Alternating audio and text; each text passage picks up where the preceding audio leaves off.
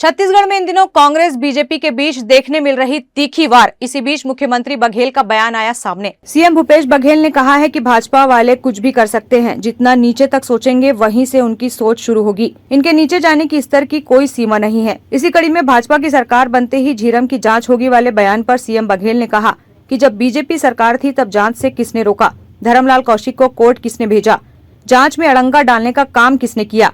इन्हें कोई बात कहने में शर्म भी नहीं आती। झीरम कांड पर सीएम बघेल के बयान पर नेता प्रतिपक्ष नारायण चंदेल ने पलटवार किया है। उन्होंने सीएम भूपेश बघेल पर निशाना साधते हुए कहा कि मुख्यमंत्री 5 साल से कह रहे थे कि सबूत मेरी कुर्ते के जेब में है। अब शायद कुर्ता का जेब सिलवा लिया होगा, इसलिए नहीं निकाले। झीरम का आरोपी उनके मंत्रिमंडल में था। मोटरसाइकिल की जाँच क्यों नहीं करवाते। सबसे पहले तो हम छत्तीसगढ़ के सभी मतदाता भाई और बहनों को दीपावली की और आज देवउठनी है, आज से देवता जो है वो जागृत हो रहे हैं। इन दोनों की बहुत बहुत बधाई देते हैं, शुभकामनाएं देते हैं। पूरे छत्तीसगढ़ प्रदेश की जनता के प्रति अत्यंत विनम्रता से आभार व्यक्त करते हैं कि उन्होंने प्रजातंत्र के महायज्ञ में जो पिछले 7 और 17 तारीख को संपन्न हुआ, उस महायज्ञ में अपनी वोट रूपी आहुति उन्होंने दी है और अपने संवैधानिक अधिकार का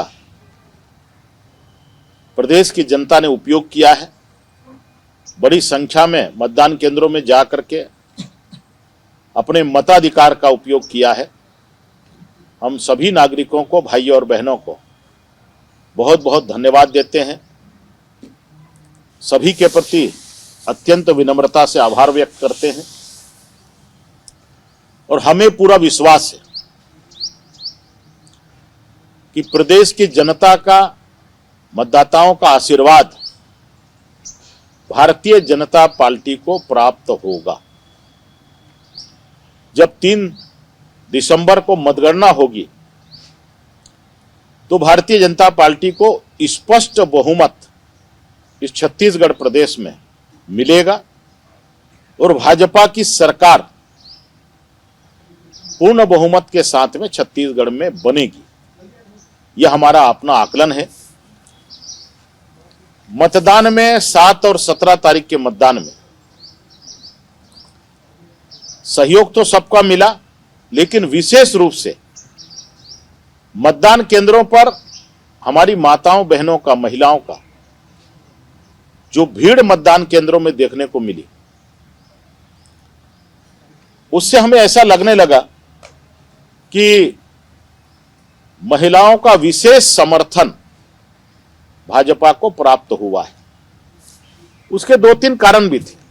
पिछले 2018 के चुनाव में कांग्रेस पार्टी ने और तात्कालिक मुख्यमंत्री जो उस समय प्रदेश कांग्रेस कमेटी के अध्यक्ष थे, उन लोगों ने कहा था कि हमारी सरकार बनेगी तो हम पूर्ण शराबबंदी लागू करेंगे छत्तीसगढ़ प्रदेश में।